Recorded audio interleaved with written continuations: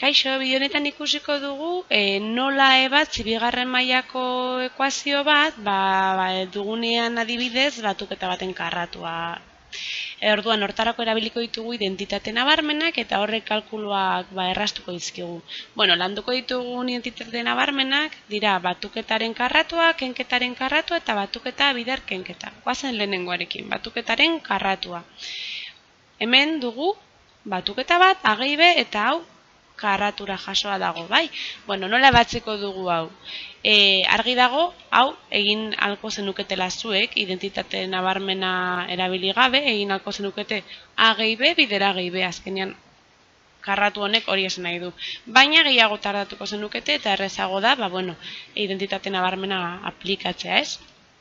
Goazen dugunean batuketa baten karratu egingo dugu. Lehenengo gaia berbi, hau da, berbi, gehi, bi aldiz lehenengo gaia, bider bigarren gaia.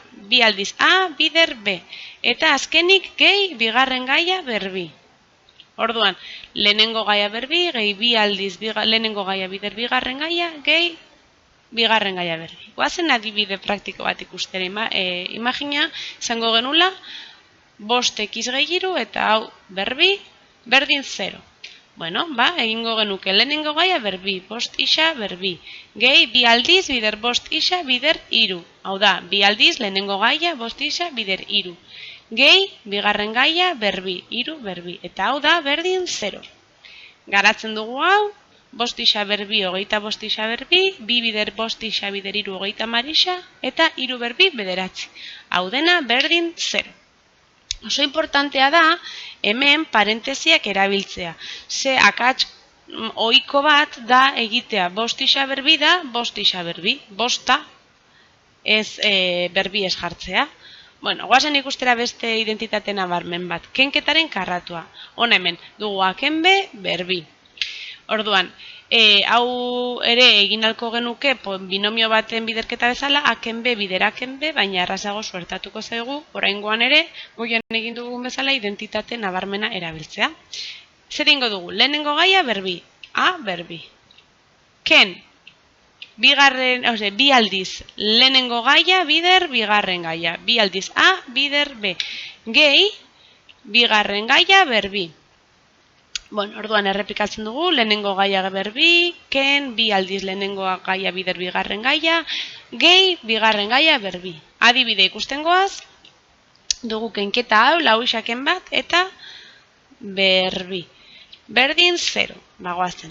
Lehenengo gaia berbi, lau isa berbi. Ken bi aldiz lehenengo gaia bider bigarren gaia, bi bider lau isa, bider bat. Eta gehi, bigarren gaia berbi, gehi bat berbi. Garatzen dugu hau.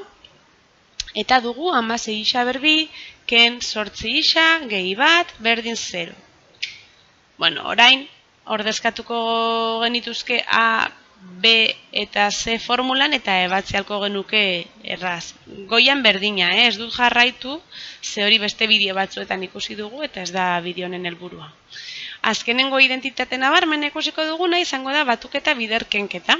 Adibidez, A-B, bider A-B. Importantea da, A eta A berdin izatea eta B eta B berdin izatea. Bai? Beraz, dugu lehenengo gaia berbi, ken bigarren gaia berbi. Hau oso erreza da. Goazen adibide bat ikustera, imagina izango genukela 3 gehi 2 isa, bider 3 ken 2 isa, berdin 0. Lehenengo gaia berbi, 3 berbi, ken bigarren gaia berbi, 2 isa berbi. Garatzen dugu, 3 berbi da bederatzi eta 2 isa berbi da 4 isa berbi. Hemen berriro ere, formula aplikatzea baino ez genuke egin behar, edota nola ez den bigarren mailako ekuazio oso bat, B falta delako, B 0 da, badakizuen nola batzeko genuke, aurreko bideoan ikusi dugun bezala.